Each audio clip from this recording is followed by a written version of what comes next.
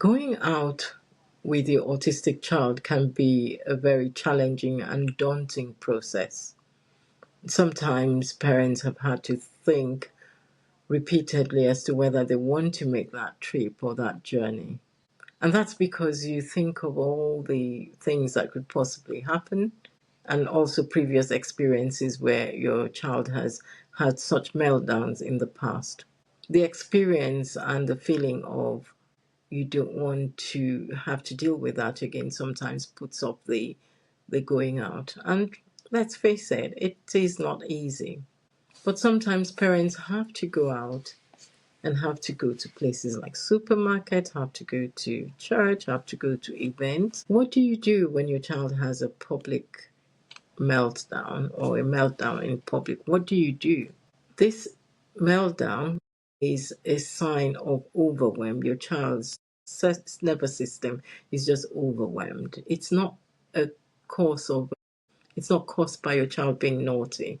Neither is it caused by you not being a capable parent, because I'm quite aware some people would look at, parents in public and think, oh, she should hold her child together, or why is she letting the child scream? Why is she letting the child run around?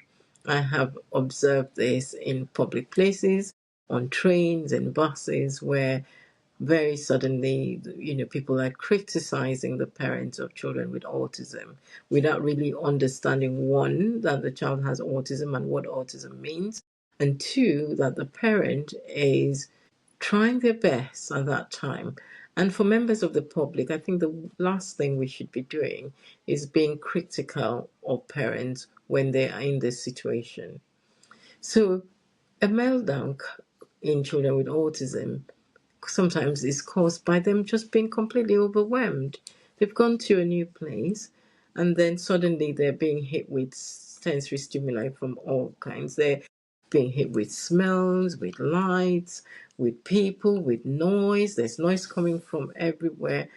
Think about it. You going to a place where you don't know where the sounds are coming from. They're all coming at the same time.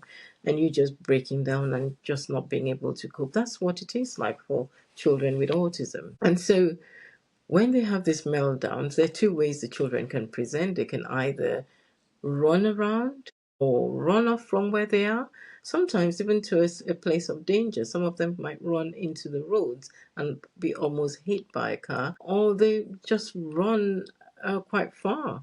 Sometimes they would run repeatedly in circles, or they would scream and cry so much that they're uncontrollable. In another situation, the child might just be quite frozen and shut down, may not speak. The child is there, but it's almost like you cannot reach the child. They're very distant from you. And so you can have these two ways in which the children present. Parents at that time could be so distressed because they might be in the middle of their shopping. And sometimes parents have been noted to just throw things away or just push things away so that they can sort the child out. Yes, because the child is at risk of danger. So, what should parents do during this time? Before you leave the house, it's important to think about where you are going to. Think about that supermarket you're going to. Is there a quiet place there where you can move your child to when they're distressed, especially when they get into that red zone where they've completely gone? Think about that. Is there a quieter place? Is there a calmer place? And where do you park the car when you get there? If you've driven there, where do you park the car? Because it's supposed to help you. All planning helps you to think about where you go to and how quickly you can get away from there. Sometimes just moving your child into the car removes that noise from outside and makes them more settled. Think about the times when you have to go to the shop. It's better to choose quieter times where the shop is less busy and you are not going to be encountering lots and lots of people. Also good to look at shops that are friendly towards neurodivergent children, where people are more understanding rather than a huge busy shop. You have to know how long that you're going to be spending there, because you're not going to go and do a huge shop with your child with autism by you. They will be, They will be tired, they will get exhausted, and more likelihood of meltdowns. It's so important to take consideration of all these things. And if meltdowns do happen, if they do happen, then the best thing is go get your child to a place of safety. Be very aware of the area they're having a meltdown so that they're not pushing and hitting into things that will be of danger to them. We do know some children have sustained some injuries from having meltdowns because they've hit their hands, they've hit their heads. And that's what you don't want. You want to move them away from danger, and you want to make sure they're safe. Try very much to stay calm inside you because it can be difficult, but try not to raise your voice. Try and maintain calm and just reassure them to know that you're there.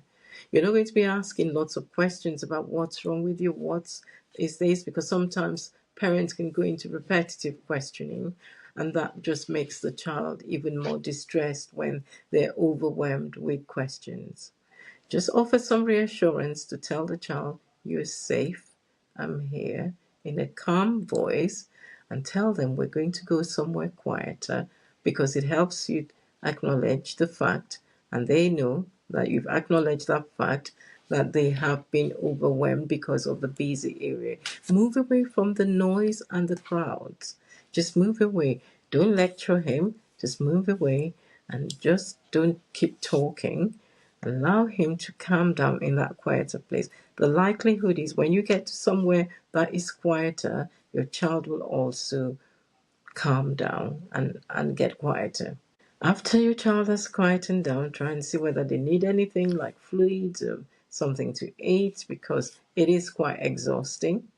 And once they've settled down and you've gotten back home and they're calmer, at that time you can ask, and not asking direct questions, but say to them, that they had a difficult day, and you can work together to see what could make things better the next time. So it's not at that point where the child is dysregulating, and again, your ability to say anything or get a response from your child depends on the age of your child. For younger children, you may not be able to get anything out. For older children, there might come at that point of reflection afterwards where you are acknowledging that the child has been through a very that was hard for them, and that next time we can work through what will make it less hard, and the child might be able to tell you one or two things. You do not need to make your child invisible. You do not need to keep them away for things that you're going to. You just need to have a plan for when you're going out, what you're going to do. It takes a lot of preparation and planning for these outings. And hopefully that helps to reduce some of the adverse effect that could come through. If you can have a card with you which just points to people in the public when they're looking at you to say, my child is overwhelmed, my child is autistic, and that should explain to people around you. So I hope that this episode has been useful. I have written a longer article on Substack, which offers a lot more information in depth about what to do, the stages. If you can go on Substack, you would be able to read that article where I've gone into this in more detail. Thank you.